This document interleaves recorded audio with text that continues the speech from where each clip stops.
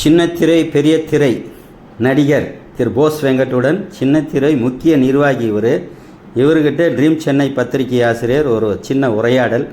வாங்க அனைத்து நடிகர்களையும் உள்ளே போய் பார்ப்போம்.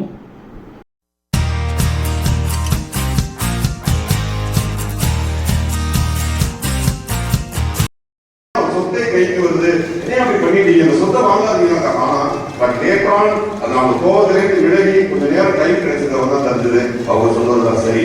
அப்ப இன்னமும் உழைப்போம், இன்னும் கொஞ்சம் கூடுதலாக பதில் சொல்லணும். அதனால பதில் சொல்லிருக்கீங்க. ஏன் கடமை இல்லையா?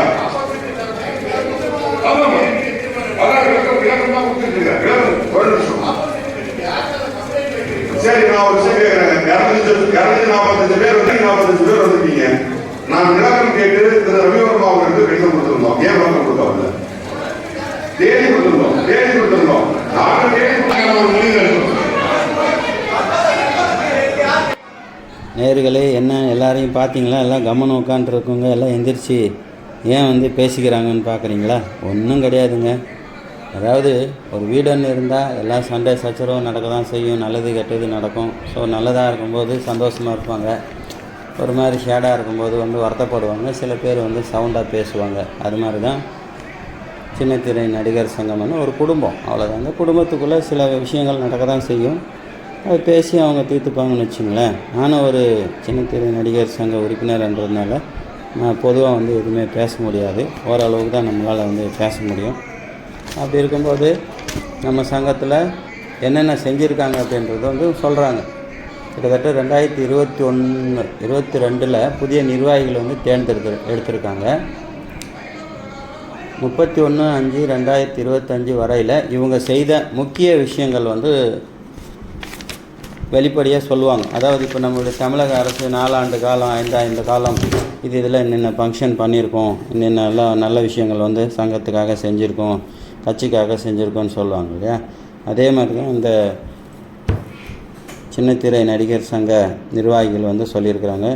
தலைவர் சிவன் சீனிவாசன் அவர்கள், போஸ் வெங்கட் அவர்கள், முக்கிய நிர்வாகிகள் நம்ம ரவிவர்மா இருக்கார், மோகன் இருக்கார், இந்த மாதிரி நிறைய எம்ஜி மோகன், நிறைய எல்லாருமே இங்கே கூடியிருக்கிறாங்க. சின்னத்திரை பெரிய திரை நடிகர்கள் எல்லாமே இங்கே கூடியிருக்கிறாங்க. ஸோ இன்றைக்கி அதாவது இந்த ஃபங்க்ஷன் என்றைக்கு நடந்ததுன்னா 7/6/2025ங்க. ஸோ நல்லா அருமையான ஒரு ஃபங்க்ஷன் இது. எல்லாருக்குமே வருஷம் இந்த இடத்துல கூப்பிட்டு நல்ல பிரியாணி செமையாக இருக்கும். சிக்கன் 65 பிரியாணி இந்த மாதிரி நிறைய கொடுக்குறாங்க. பிரெட் அல்வா எல்லாம் நல்லா இருந்துச்சு எல்லாமே. ஸோ இதெல்லாம் அதாவது இவங்களுக்கு தெரிஞ்சது அவங்க பேசுவாங்க, அவங்களுக்கு தெரிஞ்சது அதாவது இவங்களுக்கு தெரிஞ்சது இவங்க பேசுவாங்க, அவங்களுக்கு தெரிஞ்சது அவங்க பேசிப்பாங்க. அதுதான் இதில் நடக்குது. வேறு ஒன்றுமே கிடையாது. இதில் அண்ணன் தம்பிங்களுக்குள்ளே பிரச்சனை இருக்குதானே செய்யும். அதாவது சொல்லுவாங்களே, அது மாதிரி எல்லா விஷயமே நடக்கும். அதெல்லாம் பெருசாலாம் எடுத்துக்க முடியாது. எனவே நீங்கள் இதெல்லாம் தெரிஞ்சிக்க வேண்டாம்.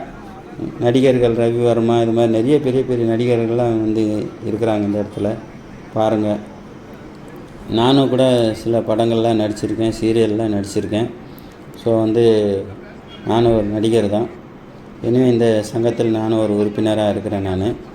ஸோ எல்லாருமே அவங்களுக்கு தெரிஞ்ச ஆதங்கத்தை இங்கே சொல்கிறாங்க. இப்படி செஞ்சால் சங்கம் இப்படி இருக்கும், இப்படி செஞ்சால் சங்கம் நல்லாயிருக்கும் அப்படின்னு சொல்லி சில யோசனைகள்லாம் சொல்லுவாங்க. சிலருக்கு அது பிடிக்காமலே இருக்கலாம், சில அது பிடிச்சாலும் பட்ஜெட் அதிகமாகவும் இருக்கலாம். இந்த மாதிரி சில விஷயங்கள்லாம் நடக்கும் இல்லைங்களா?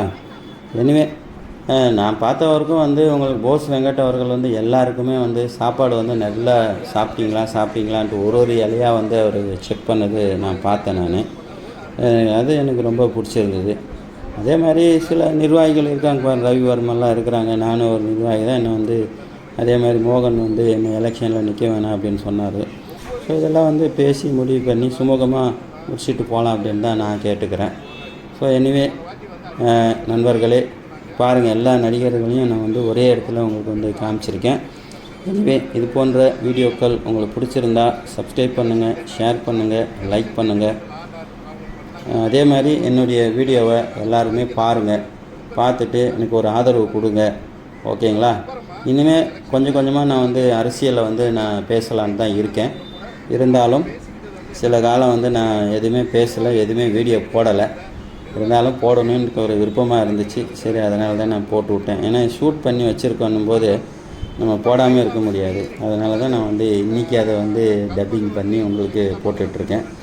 ஸோ இவங்கெல்லாம் வந்து பேசிக்கிறாங்கன்னும் போது யாருமே வந்து இந்த வீடியோ பார்க்குற நம்மளுடைய சின்ன திரை பெரிய திரை நண்பர்கள் வந்து கோச்சிக்கு வேணாம் அப்படின்னு சொல்லி நான் உங்களை கேட்டுக்கிறேன். எதுனா இருந்தால் சொல்லுங்கள், நம்ம அதை வந்து எடிட் பண்ணிக்கலாம், ஒன்றும் பிரச்சனை கிடையாது. ஓகேங்களா? இப்போ பாருங்கள், எல்லாமே சாப்பாடு எல்லாமே அவங்களுடைய சொந்தக்காரங்க அப்படிங்கிற மாதிரி அவர் கவனிக்கிறார். எல்லாருமே ஒரு ஒரு இலையும் உபசரிக்கும் போது எனக்கு ரொம்ப பிடிச்சிருந்தது. அதான் லாஸ்ட்டாக வாழ்க்கை தெரிவிச்சிருக்கேன்.